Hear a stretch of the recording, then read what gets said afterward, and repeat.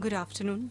On behalf of Bloomsbury, India, I would like to welcome our guests of honor, General VP Malik, former Chief of Army Staff, the man who led India to victory in Kargil, now a rare, sane, reasoned voice on strategic discourses. A warm welcome to our panel, Mr. G. Parthasarathy and Honorary Captain Bana Singh, Param Chakra. Mr. Parthasarathy is former High Commissioner of Pakistan. Many of you may not be aware that he has served in the Indian Army for 5 years before becoming a diplomat. He's also served in the Rajiv Gandhi PMO and has intimate knowledge of the Siachen talks in the late 1980s. Honorary Captain Bana Singh, Paramveer Chakra, is a military legend. He's India's only Paramveer Chakra winner, a man of few words, but an inspiration to a generation of soldiers. I would also like to extend our greetings to the author and esteemed guests. I would now like to invite the panel on the stage, and we would like to facilitate them with flowers and a token of remembrance. And I would request General VP Malik, Mr. Parthasarathy, Honorary Captain Bana Singh, and the author to come on the podium, please.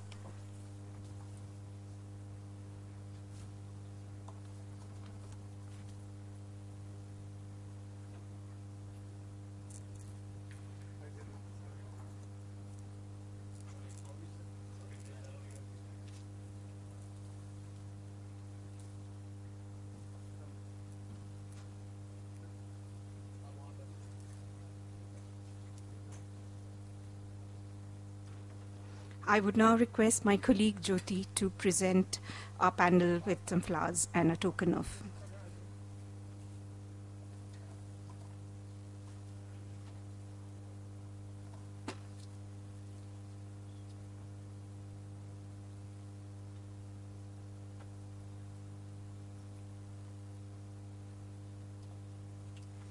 General Malik, Mr. Parthasarathy, and Honorary Captain Bana Singh.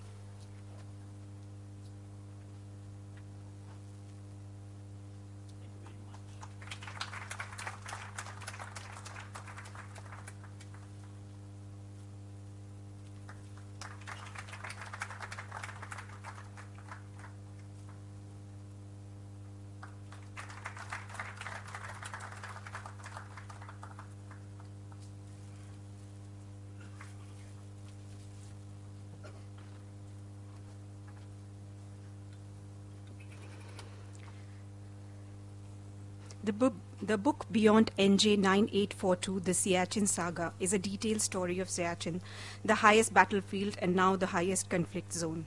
The first-hand accounts and interviews with soldiers who participated in the launch of Operation Meghdoot and some rare and unseen photographs enhance the scope of the book further.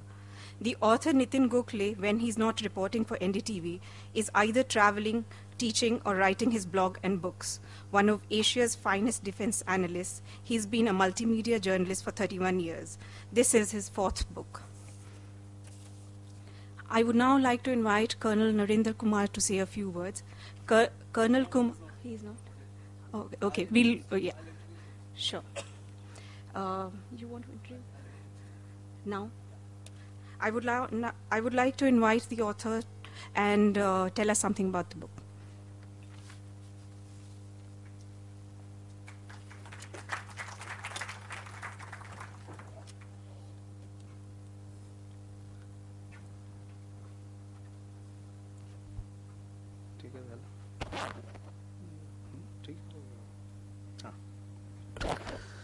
Good afternoon, ladies and gentlemen. First of all, I'm actually overwhelmed and short of words when I see so many stalwarts, seniors, legends amongst us here.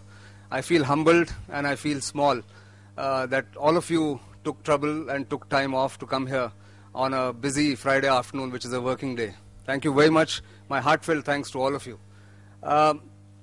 I am not going to take more than 10 to 12 minutes because I would like a good journalist, I would like the story to be read rather than heard from me here. I don't want to spoil the surprise. Many of you have seen the book, some glimpses of it. Just want to narrate the story how this book came about. You know, it's a combination of chance, serendipity, if you want to call it, and some old thoughts in my mind, which have been in my mind since 1999, and I'll narrate how it came about. This was in August, or end of August, early September last year. It was at one of the similar book functions. General V.K. Ahluwalia's book was being released in Vivekananda Foundation, where I first met Mr. Suresh Gopal, the publisher and the special projects editor for Bloomsbury. We got talking and he said, can we meet? So we met about a week later. And he asked me, what would you like to write? I said, you want me to write? He said, yes, I've seen your work and I would like you to write. So my first instinct, being an honorary Northeasterner, having spent 23 years of my professional life in the Northeast, my first instinct was to say, I will write a book on the Northeast. So he said, well, that's okay. Northeast, as usual, is out of the radar for most people in Delhi. But he said, what about a book on the military? And without thinking, now when I look back, I said, what about a book on Siachen? So he said, why not? And I don't know why I said it, because I had not done any adequate research. I had been there only twice before that. I had read a bit of Siachen history through 3 or 4 books which were there. And I said this, and he held me to that promise. He said, how soon can you give it? I said, I'll have to give it soon, because the 30th anniversary of Operation Meghdoot, which actually brought in Siachen in the limelight, is going to be on 13th of April, 2 days from now, of 2014. And that's where it began. That's where the book began. That's where I started researching, meeting people. And that's how it came. Most of you know it's a military, or predominantly military audience here. It knows what Siachen is all about. It's about Saltoro Range and India's occupation of Saltoro Range in the summer of 1984. And that's where the operation began, and it's been India's longest running operation for 30 years now. It will be 30 years on 13th of April, 2 days from now. And therefore, I thought, let me do this. So this map is familiar to all of you. NJ 9842 is the point up to which the LOC and the earlier CFL was demarcated. But beyond that, nothing was there, and there were conflicting claims. So India preempted it. The Pakistani plan to come and occupy the Siachen Glacier or the Saltoro Range, as we all know. Frankly, I had, as I said, first time heard of Siachen only in 1999, because remember, I had come to Kargil, report Kargil War for Outlook, all the way from Guwahati, where I was based. And till then, Siachen was a distant memory or a distant sort of factor in reporting. it was in Kargil, during Kargil reporting for those 45 days, that I first heard of the word Siachen and the place called Siachen. It was like a nuclear overhang, if you may, between India and Pakistan, which is a current flavor. And everybody kept talking about it, that the unstated aim of Kargil was to cut off Ladakh and thereby Siachen. So that's where I actually first seriously heard Siachen. Then in 2006, when I came and joined NDTV here in Delhi, the responsibility got expanded. My interest got widened, and that's where the interest was revived. So I went there in 2007 to make a film for NDTV, and that's where I first saw the soldiers, I saw the airmen making their adjustments, the mind game that they play before going up, or the strengthening of the mind that they do before they go up to that inhospitable area. And sort of that was the revival of the interest. And then I kept going back there, once for a longish holiday with the family, twice to do some films later on Kargil and Siachen. And the interest kept coming. And remember, I have one of my old colleagues from Outlook here, Ajit Pillai, who actually had sent me from all the way from Guwahati to Kargil to report the war. Call it out-of-the-box solution, out-of-the-box thinking on his and Mr. Vinod Mehta's part. They sent me to Kargil. That's where I first came to know about Ladakh. And the interest remained. So, in a way, serendipity and chance combined to take me there. So when Mr. Gopal actually asked me to write this book and finish it before the 30th anniversary, then there was no choice. I had to go there. So this time I said, I will not go alone. I'll take my wife Neha along. So she went. She braved the weather and the hardship of crossing Khardungla and staying in that inhospitable area. We visited the base camp. We stayed in Partapur, went to Turtuk and Tyakshi, all those places which are actually distant names in everybody's mind. And we went there. Mr. Colonel Kumar is here. We can just come and join us here, if you can sit here. And that's where it came there. We went, we spent time, we met people, and I came back. But getting down to business was not easy, because the stories have been untold. People have not spoken about it. Getting their stories out, getting photographs was a problem. These photographs are all from my visit, our visit, in fact, in September, October of 2013 at the base camp. But beyond that, we had no other information. There was hardly any literature, except for those 3 or 4 books which were written by stalwarts like General Raghavan, and a foreign journalist, Myra MacDonald, had written one book, and mountaineer Harish Kapadia had written another. And there was, of course, one very big book by Kunal Verma and Brigadier Williams.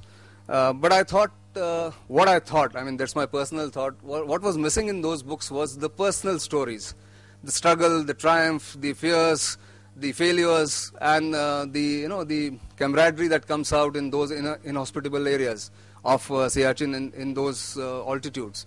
So I thought, let me concentrate on those stories rather than speak about a typical military sit-rep, as you all call it, the situation report. It was not my intention. I'm not a military analyst, neither am I a strategic thinker.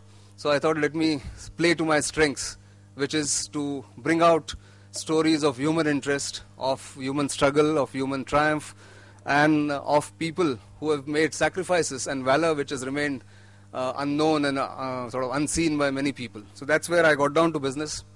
And my first breakthrough came through now Lieutenant General Sanjay Kulkarni, who was then Captain Sanjay Kulkarni, who first went up as a platoon commander in Operation Meghdut on 13th of April 1984 and landed at Bilafondla. He was heli-dropped there. He put me through to the gentleman on the right in the bigger photograph, Brigadier V.N. Channa of 14 Guards, who was then sector commander of 26th sector before it became the 102 Infantry Brigade there. He's here. For the first time, Brigadier Channa is there sitting in the corner.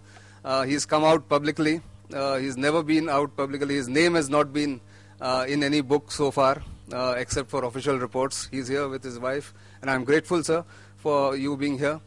With him on the left-hand side, the man in the fur cap is Lieutenant General retired M.L. Chibbar, here in this photograph. He is not here. General Chibbar is not here. General Chibbar is not here.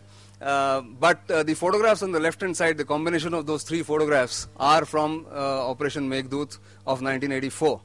If you see, General Chibbar is in the grey uniform there, and Brigadier Channa is on his right in the specs that he is wearing.